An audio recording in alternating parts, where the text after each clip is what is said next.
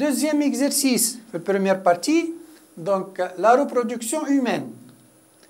Donc, partie croque. Chez l'homme comme chez la femme, la fonction reproductrice met en jeu des mécanismes régulateurs impliquant différentes structures et hormones. Reproduisez sur votre copie le tableau suivant et complétez-le par ce qui convient. Donc, il y a des questions qui vont être dans l'examen. Donc, attendez les structures cibles, chez l'homme et chez la femme, concernant la LH, la FSH et la GnRH, et l'effet physiologique sur les structures cibles. Donc, nous avons la LH. Donc, la LH chez l'homme stimule les cellules de Leydig. Chez la femme, donc la LH stimule le follicule mûr et le corps jaune. Donc, stimule le follicule mûr. Pour quelle raison? Pour activer la méiose.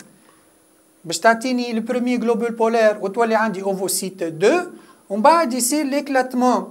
Voilà la rupture du follicule mûr et la libération de l'ovocyte 2. Ensuite, le follicule rompu est cicatrisé donc, et est stimulé par la LH pour donner le corps jaune.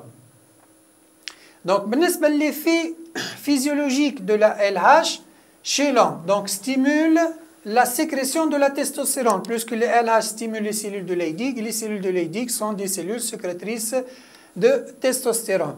Donc, chez la femme, qui déclenche la rupture du follicule mûr, stimule la sécrétion de l'estradiol et de la progestérone, la sécrétion de l'estradiol et de la progestérone par le corps jaune. l'FSH. Donc, l'FSH, c'est chez l'homme, stimule les cellules de Sertoli. Les cellules de Sertoli donc, vont sécréter de l'ABP et de l'inhibine. Chez la femme, l'AFS stimule les follicules ovariennes. Donc, c'est une hormone de croissance folliculaire, donc stimule la folliculogenèse et la sécrétion d'estradiol par la teque interne du follicule tertiaire qui évolue en follicule mûr. Donc, la GnRH est sécrétée par les cellules hypothalamiques, donc stimule la sécrétion des gonadostimulines, c'est-à-dire stimule la sécrétion de LH et de FSH. Donc, deuxièmement, les hormones produites par les gonades agissent sur le complexe hypothalamo-hypophysaire. Précisez le ou les effets de chaque hormone sur le complexe hypothalamo-hypophysaire et indiquez la ou les conséquences de chaque effet sur la sécrétion de GnRH, LH et FSH. Donc, l'hormone, la testostérone, effet physiologique sur les structures cibles. Donc, la testostérone exerce un RC- sur l'hypophyse, d'où la diminution de la sécrétion de GnRH et de LH. L'inhibine, qui exerce un RC- sur l'hypophyse, d'où la diminution de la sécrétion de FSH. La progestérone exerce un RC- sur l'hypophyse, d'où la diminution de la sécrétion de LH et de FSH.